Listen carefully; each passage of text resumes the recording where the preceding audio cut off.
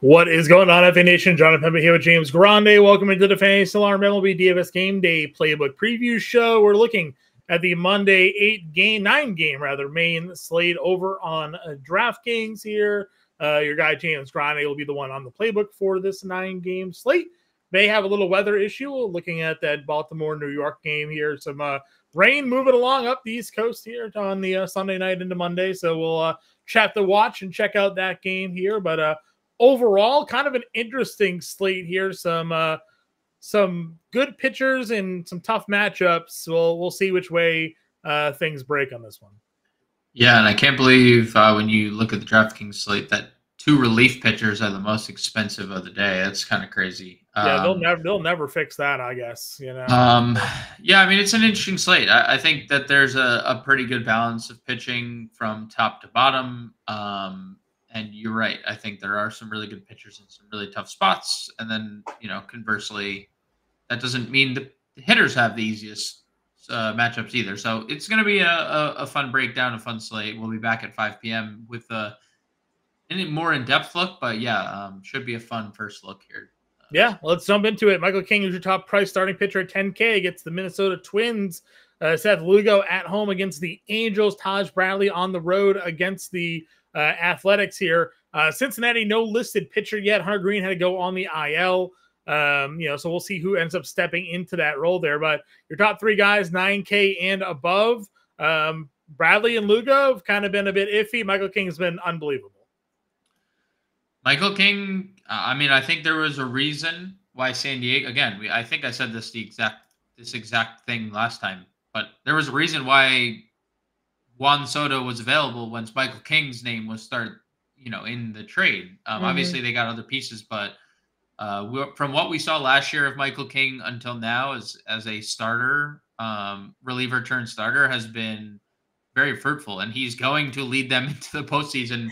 Yeah, him and Dylan Cease right at the top of that Padres rotation. So, yeah, he pitches deep into games. He misses a ton of bats, and he gets a lot of ground balls. There's not much else to say, right? Those are 3 really elite things. I will say, obviously, Minnesota's better against right-handed pitching this year, so you have to factor that in a little bit. But it's also a really good ballpark to pitch in. He's actually been worse at home for what that's worth. But yeah, I have no problem paying $10,000 for him. The Lugo derailment seemed inevitable. Also, the bad starts lately have been twice against Boston and Minnesota and the Cubs, right? So, 3 of the 4 teams, 2 of which were Boston, are the top offense in baseball against righties. We just talked about how good Minnesota is against righties. And, yeah, the Cubs start's inexcusable, but 9,500 against the Angels, I'm a little bit interested in. It's harder to get to Lugo, I'd say, because of the lack of strikeouts more than anything else. I mean, he has not been striking anybody out over his last 4 starts. He's largely been good in that department this year, but well under a strikeout per inning. And, yeah, Bradley's definitely hit a little bit of a rut. At least he has been missing bats in terms of strikeouts in these starts. It is a great ballpark to pitch in Oakland. He has not fared well away from Tampa Bay this year. Oakland does strike out a lot. Yeah. So, no matter how good they've been or haven't been of late, that it is kind of just a fact that they do strike out a bunch. So, I think that there's upside with Bradley. I think King is the clear-cut #1 option. He definitely has the toughest matchup of the top 3, but I think Bradley's 2 and Lugo's 3 for me in the night. Okay. Below them, Kevin Gossman, 88 against Cincinnati and Toronto. Yusei Kikuchi gets his Boston matchup at $8,500. Brian Wu going up against the Dodgers at 83. Tanner Houck, 81 against Houston here. I mentioned good pitcher against tough spot here. Brian Wu's been really good lately. 8,300 is a good price tag. Are you even considering him here against the Dodgers, though? I think it's twofold, right? The Dodgers are scary, but the Dodgers also strike out a lot against right-handed pitching. So if Brian Wu has his best stuff, who's to say we don't get that first Detroit start, 6 2/3, 3 earned, 7 strikeouts, right? It's like, well, that's a good pitcher against a good offense, and yeah, they might score a couple runs, but Brian Wu in a spot with a lot of strikeout upside. So Yeah. I think he is viable at 8,300 in tournaments because we're not going to get Brian Wu at 8,300 for the rest of the year. That's just a product of the matchup. So I'm good with Wu in tournaments. I'm actually good with Gossman in tournaments too. He's starting to look a little better later into the year. 3 of the last 4 starts have been super impressive. And, Cincinnati away from Cincinnati is just not a very good offense. They're also just not a very good offense in general right now. Yeah. From top to bottom. I mean, India's struggling. De La Cruz is struggling. Fried, I mean, basically their whole lineup is in a massive rut. So I'm good with Gossman. Kikuchi, we know, has very high strikeout appeal against Boston. Boston does have a better lineup against lefties, though. Like, Ref Snyder's hitting everything. We have Tyler O'Neill off the IL. Yeah. Danny Jansen is obviously in that lineup now. So, like, they're better against lefties. But, Kikuchi has strikeout appeal. He's been really good with Houston. I'm good there. Wu's tournaments and Tanner Houck. I don't know. Tanner Houck just has not looked good. No. He has not looked good since the break, kind of before the break. This is kind of a extended period of time where he just hasn't looked great. Yeah, it is. Below him, I mean, Kyle Harrison gets a White Sox matchup here. We've talked about the talent that Kyle Harrison has. He showed it in those Colorado stats. He looked great. Cincinnati hit him around. Washington, tough spot. Didn't do anything special there. Atlanta, we thought was going to be a big spot for him. It was an okay start. Home against the White Sox, though, at $7,900, Kyle Harrison. Do you just kind of have to plug that in? In cash, single entries. I think we've seen it a couple times lately. Just because you're pitching against the White Sox doesn't mean you're automatically gonna. And most likely you will, but we did it with Luis Heel last week. We did it with the guy right after him. It's not always Kyle Harrison should have a good matchup. He's going to be super popular. So if you want to be contrarian, don't play Kyle Harrison. If you don't care because the White Sox, then play Kyle Harrison. Sure. Where are we going after Kyle Harrison? I mean, Zebby Matthews looked really good in his debut. That's obviously a super talented kid. Don't love 77 pitches, so that's not great. Matchup against the Padres in San Diego, also not the greatest. Yeah, I mean, San Diego's been kind of bad at home this year. They've largely been an elite offense on the road, so I'd be okay tempting fate there. Gavin Stone did finally look good against Milwaukee. Seattle's offense has been pretty good on the road, but it's good pitcher's park. I'm okay with Stone. On Peterson. I think Joe Boyle is actually a really interesting name here. He was cruising in that Mets start, and then he got into some trouble in, I believe, the 5th inning. And he had been dominating in AAA. Really high strikeout rate guy. Tampa Bay is a very bad offense outside of their top few names. Brandon Lau's homered the last couple days, and that's been a large portion of why their offense has been okay. But if that's not happening, Joe Boyle at 7K in a big ballpark, I'd be okay with. Not really in love with Carson Fulmer. That's a tough spot. Ortiz, Could you get behind any like Jonathan Cannon? I mean, he's had some decent starts this year, believe it or not. He's gone deep into games more often than not in San Francisco, $6,200. Yeah. I would say the only thing we're probably worrying about is the strikeouts. He doesn't strike a lot of people out. Yeah, I mean, yeah, for sure. Definitely San Francisco. I think, obviously against lefties, they strike out a ton. Righty here. Just kind of looking at a guy. I mean, as much as we've kind of crapped on him, the dude, they get 6 innings, 6 innings, 6 innings, 6 innings, 7 innings, 6 innings. You want that out of your starter. More so, again, on FanDuel, you get possible quality start upside, but deeper into games, opportunities to score fantasy points if things break right at 6,200, you can do something there. That's it though for me. Yep, agreed. Catcher we go. Adley's our top price guy here. Again, we generally look for the mid-tier and the value plays. Connor Wong and Danny Jansen are two guys you talked about going up against Kikuchi. Jansen 34, Wong is 41 if you're looking at Boston here. Yeah, both those guys are fine. Raleigh 45. If you want another mid-tier play, he's obviously really good. Yeah, Colorado is just unbelievable. Joey Bart homered again on Sunday. Homers in 2 of the last 3 games, 16 plus fantasy points in 3 straight. He gets Jose Urena, $3,900. Yeah. I mean, Bart's been crazy, right? We've talked a lot about this. He's been like the best catcher in fantasy for like the last month in terms of like a PR rating and seasonal. And just kind of keeps on getting it done. 3,900 against Urena is a great price tag there. I also don't mind the Texas side of this against Luis Ortiz if you want to go there. It's probably it outside of some like straight up value that may pop up on the board here. First base. Otani's got Wu. We'll see where Vladdy gets against Cincinnati. Salvi gets Fulmer here at 51. Alonso gets a lefty in New York at 5K, and Trevor Rogers. Good with all of them. Good with all. I don't blame you. I don't blame you there either. Pascantino also $4,900. Costas is okay against lefties, and probably not the spot you're looking to go, but he wasn't bad in his return from the IL. JD Martinez against Rogers at 45. What are your thoughts here in the mid tier?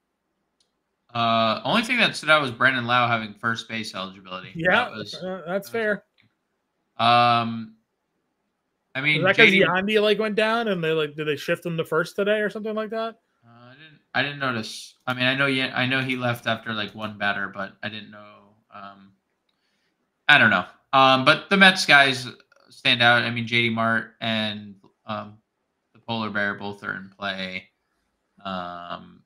Andrew Vaughn's been hot lately. 4K. Yeah, I mean that is your like if you're not playing Kyle Harrison, like play Andrew Vaughn. Yep, him. Luke Raley has some power upside. Nathaniel Lowe, $3,700 against Louis Ortiz. If you're not in on Cannon, you have Lamonte Wade at $3,400. Rowdy Tellez homered of Luis Castillo, much to my dismay the other day. He's $3,300 against Urena, so Pittsburgh could be a cheap, easy stack to go in this one. Yeah, Pittsburgh just is really bad. I want to actively target Jose Urena.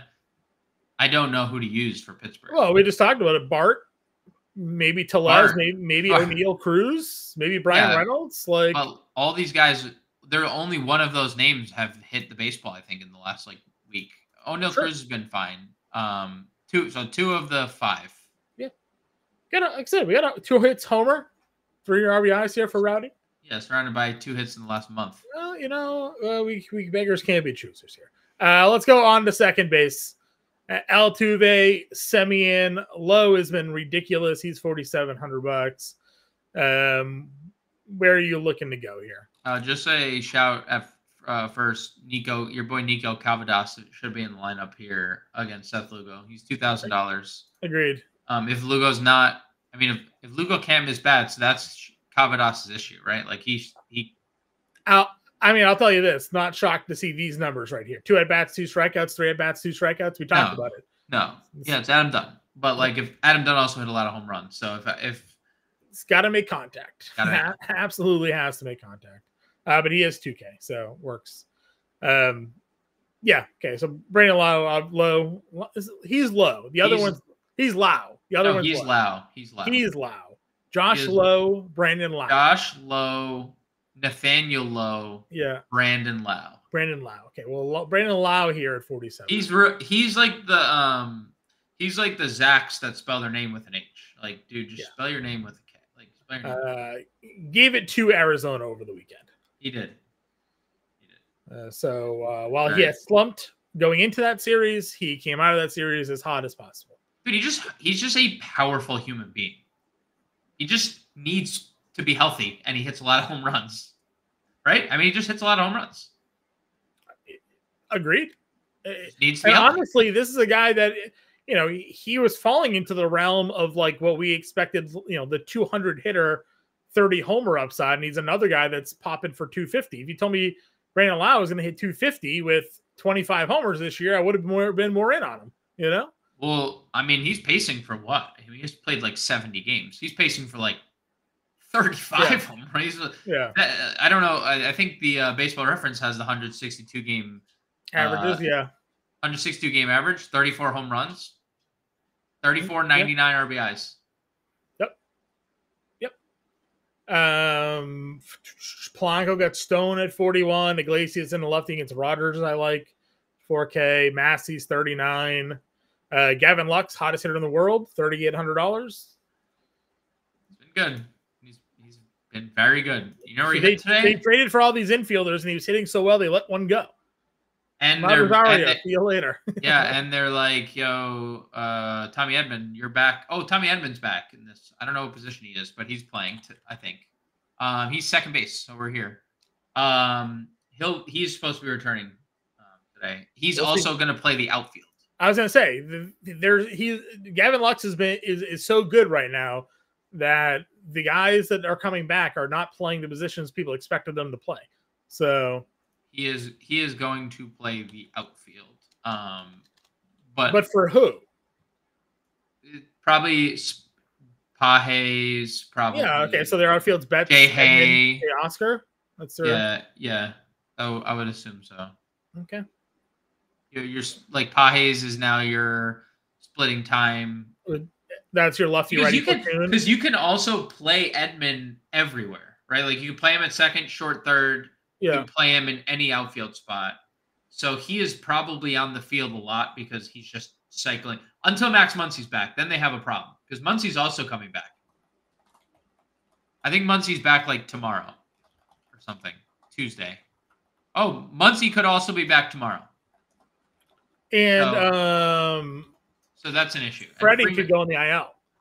So do you play Muncy at first? So Muncy plays first. I think Muncy played first. Yeah. Edman's just playing third, even though he played all his games in the outfield. X-ray apparently came back clean on Freeman, but he can't grip a bat, so they're sending him for an MRI. And there could be a ligament tear in there, which he jammed it on a ground ball, which is brutal for me. Yes. in our Roto league because I got Freddie there. So, all right. So Gavin Lux even against Wu, yeah. I mean, I think that he's fine. I mean, he's hitting third. He hit third today. Like hitting third again. And, dude, he's unbelievable. IKF, another guy you say you can't play Pittsburgh, but he's hitting 280 over the last 10. I know. Look, I'm not saying you can't play Pittsburgh. I would like to play Pittsburgh. I'm happy for you to talk me into it because Jose Urena is terrible. I'm trying. Okay, I'm playing IKF. Jose Urena is terrible. They're in Texas. It's the summer. Okay, stop yelling at me. I'm playing IKF. Okay. I got nothing else though. Tommy Edman, 35. Tommy Edman. We'll see where he's hitting. Where does he hit? 8th? Probably 9th. Yeah. Wraparound. Yeah, I mean, I'd assume like probably hits like 9th. I mean, I don't know what whoever Cincinnati's going to start, but Will Wagner, 2,400 for Toronto, second base eligible. Yeah. He's been really good since getting called up. I mean, 533 average in his first 5 games. So making Billy proud. I mean, he is. I mean, they could have just. I mean, I'm happy. Like he's, I guess, a Will. He's not a Bill, but it's like the same name, you know. Yeah. So it's Billy Wagner again. That's true. Third base. Where you want to start? Vientos versus Rogers? It's probably Vientos. Yeah, he's been great. And I don't think they're like you can always play Devers, you can always play Royce. If Bregman is back, you could play him. Chado's had a really good core series, but cores, right?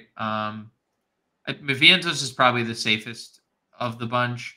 Josh Smith has been very hit or miss lately, so if you want to play some Josh Smith, I think that's fine.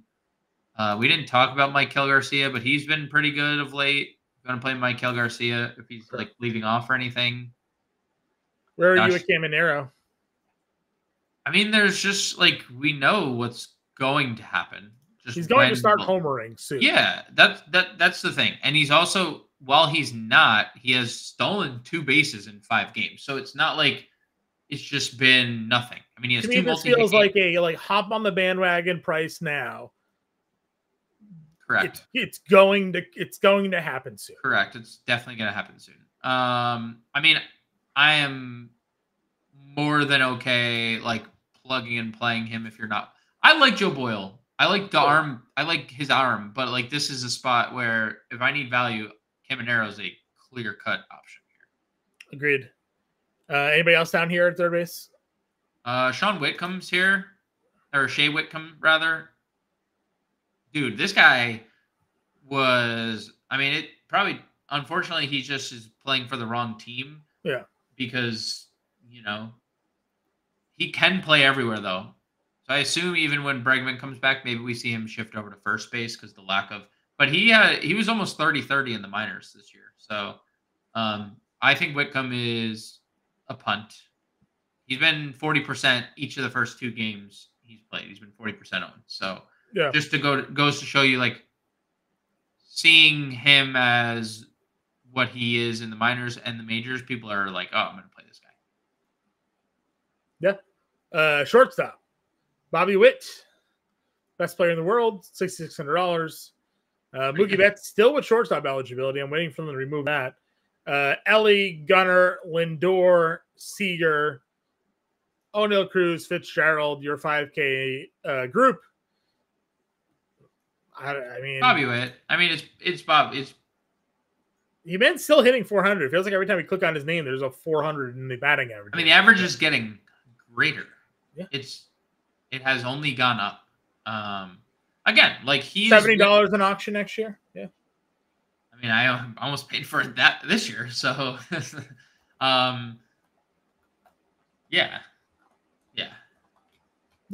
He is the best play with a bullet here. I don't think there's always upside with every single player listed here.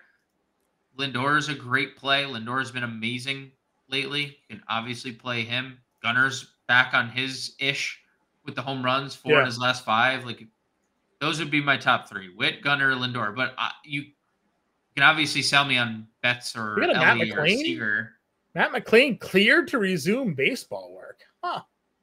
Interesting. I mean, baseball work, right? Is he hitting off a tee? Is he standing on a field? Tying his cleats, yeah, he's practicing All right. Well, they did say there was a chance he could come back at the end of the year. They got about a month and a half left, so we'll see. You can always play Fitzgerald. That man's a monster. $5,200 if you wanted to spend up there. Yes. After that, though, I mean, you like Boyle, but I would say Caballero for some stolen base potential. IKF is here as well. Ernie, 33. Caminero down here. So definitely some value darts if you're not spending up. The mid-tier, I think, is kind of a disaster.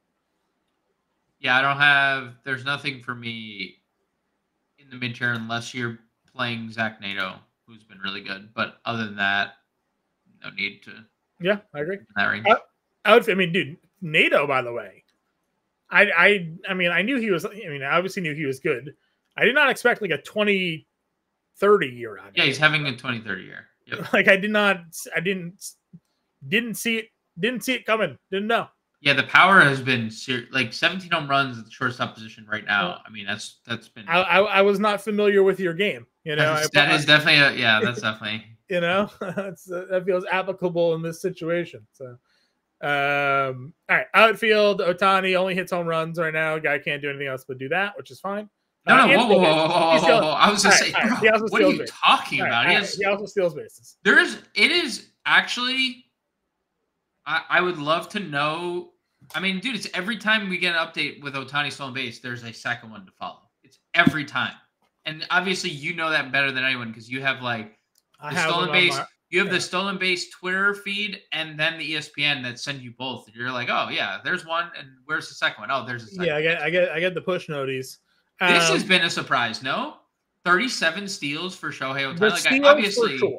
The obviously I knew he was fast, but dude, 37 stolen bases is. Here's the most ridiculous thing, right? Now, again, I'm speaking strictly based off our like Roto league that we're in.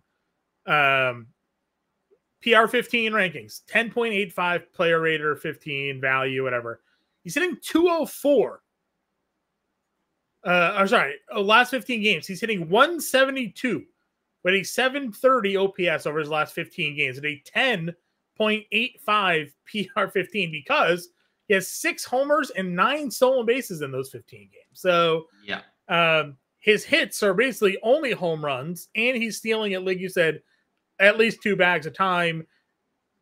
Is 50-50 is in play, right? Like he's with a good September, with like a fine finish to August, and then like a really good September. He's 50-50 is in play here. Yep. We just had a 40-70 last year with which seems absurd to say. We're gonna have a 30. We're gonna have a 30-80 this year. Yeah, 30, we're gonna have a 30-80 and then a 50-50. 50-50. So. Baseball. There's a lot of talent, dude, and some of the best players are still coming into the league now, right? Like just insane. Bobby Witt's going to be there, man. Bobby Witt's such a good player. He's such an exciting player. All right, so you got Mookie right below him because that lineup's stupid. Jordan at 6K also has been really good. Houkus had trouble, so got to think that's a strong play. You can pick any of those guys there. You want to go a little bit deeper, Santander, O'Neill. I still like Reynolds. You know, I don't think you really go wrong with this 5K range. Maybe Teoscar's my one fade of this group, and that's Hauser.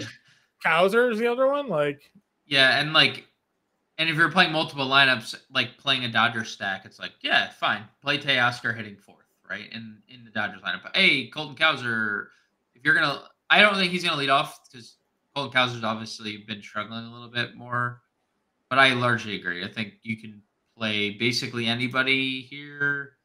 Jarren Duran's kind of been bad outside that one game that he since his suspension. But yeah, I mean, I really like Tyler O'Neill. Anytime he gets a lefty, that's always I largely play Tyler O'Neill when he's facing a lefty. He is very good against lefty. Agreed. I mentioned Santander already. Kyler's price is kind of weird. He's been struggling a bit. Yeah. Jackson Merrill's 46. I'm gonna run that out there. Yep. JD we talked about. Like, what's your is there a go-to mid-tier guy? You know, Adolis has actually been pretty good lately. He's been really good. He homered again on Sunday. Yeah. So maybe stick that back in there at 42. I mean, this is a dude that was like over 5K, wasn't he? Or like earlier this year? I remember, way over 5K. So I remember the slate like months ago. I think he was like $4,000 after like it was here June 17th to 19th. He was 5,200, and then I remember that we did this show on the 19th. He was $4,000, and you were like, I'm going to play him. I don't even know who the pitcher was, but you're like, I'm just going to play him because there's obviously a discrepancy. And again, he's going to end with 30 home runs again, like just because this stretch that he's on and he does this. Dude, if he didn't just like forget to put his hands up, you know, in his batting stance for a month, like, dude, he does this. He is number one with a bullet every year, going to end the year strong. Him and Marcus Semien, his teammate, end the year strong. Great statistics, all at the end of the year. I'll take. So like, it doesn't matter if you like. Yeah, I mean, 4,200 if in this form is too cheap. It's just Luis Ortiz also, for as you know, I think mediocre a pitcher. I mean, I guess the home runs. I was about to say something that a lot of home runs lately. Remember when Luis Ortiz didn't allow any home runs? Well, he's allowed 7 in his last 4 starts. Yeah, he's been getting a hit. He's been getting a hit. So you got Adolis in Texas here against Luis Ortiz. I kind of like that. 42. I don't mind Starling Marte down here either. Yes. Great against lefties earlier. Yeah, great against lefties. So I'm in there. Wyatt's 4K. You just play Ref Snyder at this point. Ref Snyder said he might retire at the end of this year. He hasn't decided. What? Yeah. Really? Yeah. Going out with a bang. Good year. He might hit 300. Yep. So 4K for him will definitely be in the lineup. Hold on. If you're Rob Ref Snyder, wouldn't you go to the White Sox and just play every day? Make some money? So. It was kind of a weird story because he's been in the league for a while. He's just been a journeyman. He was a Yankees prospect and he couldn't play the field. He played second base. He couldn't play the field. Yeah. So, but then he found a home the last couple of years here in Boston as a lefty-handed hitting specialist. This year he developed into both sides, but he's I really want to make a postseason push with the Red Sox. I don't know. I'll see, because he doesn't have a spot on this team next year because there's too many outfielders. Yeah, he's not playing. He's not playing. So he's just do I go somewhere else or do I just retire? I've liked being here. So maybe he retires and they make him an organizational scout or front office guy. Who knows? Sure. But yeah, so that was the story that was running through today in the Boston area. Conforto, Rayleigh, good, both of those guys there. Butler's down to 37. I think the Jeremy Lin era has ended. Yeah, that was but can we talk about it? One of the hottest Julys of all time for a guy. He had a 3 home run game in that. I mean, never forget when they scored 18 runs against Philly and he had 3 home runs in that one. That was the last game before the All-Star break. He had 3 home runs. Yeah, it was. I mean, it was something. There'll be stories told about that 3 weeks. The Oakland A's here in the Coliseum. The end of the Coliseum was Lawrence Butler, Jeremy Lin run in the middle. I mean, just absurd. Yeah, in July, dude. In July. Oh man, 363, 800 slug, 1200 OPS. This man hit 10 homers and had 27 RBI. At a leadoff spot. Yeah, at the leadoff spot in the month of July. Can't imagine how frustrating it must be to own. Good on you, sir. Just Jeremy Lin at its finest right there. That is an actual Jeremy Lin month. Josh stealing bases every day. Josh Lowe. Bet a stolen base every day for the last. I bet you're up a couple. Josh Lowe, 306 stolen bases, 2 homers, $3,700 got him there. MJ Melendez is 34. Dude, he's been really good. Really good. Talented player. Another one that just weird year, right? Weird year. Dead ball maybe got to him a little bit. You've been in on David Peralta. Things haven't really slowed down for him at all. He's $3,400. He has not slowed down whatsoever. And I think Zebby Matthews is good. I also think that he's making his second career start and 5th above AAA. So that's tough. Eloy almost needs to be a plug, I think, for at the $3,300 in certain matchups. This stat line says 0 for 3, but he had a home run robbed by Jaron Duran, over the fence robbed. Yeah, it was nice. So I wish you got fantasy points for robbing home runs. You should. But for $3,300 hitting kind of in the middle of the Mets lineup, I mean the Orioles lineup against a lefty here, I don't hate that for stats.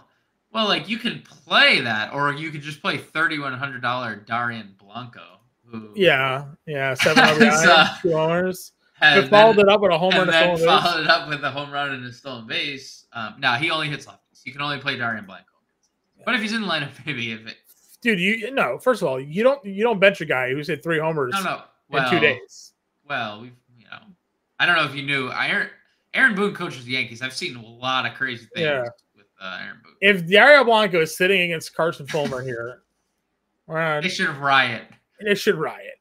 Imagine there's a riot in Kansas City. If he homers again, he's got the Jeremy Lin for August, right? Yeah, I mean he has definitely some Remember, this is the guy who got called up last year, and I was like, dude, this guy sold 80 bases in 40 games, absolute burner at the minor league level. And then he's not very good, but he is good for 2 days. Let's probably it. Got anything else? I don't think so. Luperfino homered on Sunday. I don't. Just like, Does Kiermaier get DFA'd with the Edmund? It's a good chance. He's been really bad. Right. No, even like, what is even like Kevin Kiermaier plays good defense. Like, hey, just put Jason Hayward in. Like, plays just as good defense. So, dude, Mookie Betts, Tommy Edman, like those are like good defensive players too. So. Well, I was saying, like, if you need, yeah, right. Who are you defensively subbing Kevin Kiermaier out for, right? Like, Oscar, but then well, like you just put Jason Hayward in, like it's fine. Wasn't and like, what are you going to say? Hey, I know you're due up next inning, but like you're gonna get defensive replaced by Kevin Kiermaier. They'd be like, dog. Yeah. I think Shohei would be like, bro. But who do we, Dave? Yeah. What are we doing? Yeah, exactly. So sorry, Kevin. You're probably the casualty. Yeah. In this situation, I'd assume so. I mean that. I feel like we kind of, because the Padres and the Diamondbacks have been so good, kind of forget how good the Dodgers are at full strength. Dude, they're trading good. for Edman, or like trading for Edman and then having Muncy coming off the IL. I agree. I'm just plugging King and Harrison in. If you have any other ideas, we can change that. But no, that's your. I would say that's probably your chalk.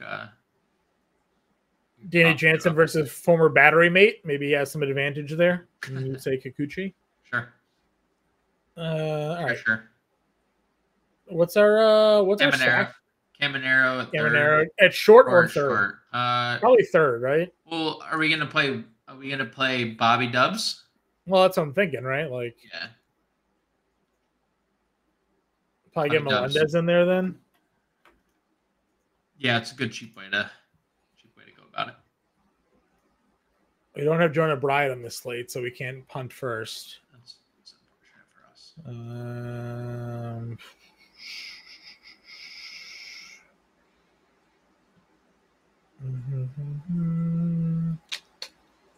Let's see. What does second bring us? We like Lux. We like him. I mean, are we spending up? No, I was just hoping it would be IKF for me, probably at 30. Yeah, I'm good. I like IKF. I'm good with that. All right, 4K. Maybe we do like a JD Mart, Starling Marte duo. Yeah, so I was thinking Martinez. Do you use him at first? Yeah, that's kind of what I was thinking. Just because he's 4,500, the multi-position eligibility thing obviously helps a little bit. Yeah. Okay. Starling, I think, is 42, and then I don't know if we have a $3,200. It might even be 33. Yeah, Josh Lowe at 37. You wanted to play Eloy. Yeah. Oh, yeah. Let's see Eloy. We'll do one off Eloy. Then it's Starling. It was Marte. Where is he? 40. Oh, he's 43. Damn it. Dolis? Yeah, sure. All right. King, Harrison, Jansen, Martinez, IKF, Caminero, Witt, Melendez, Jimenez, and Adolis Garcia here for everybody. Again, Grande will be on the playbook. We'll be back live at 5 p.m. Eastern time. We'll have to watch the weather, obviously, in that New York-Baltimore game. But we'll have those updates for you guys at 5 p.m. Eastern time. So make sure you tune in. We'll see you then.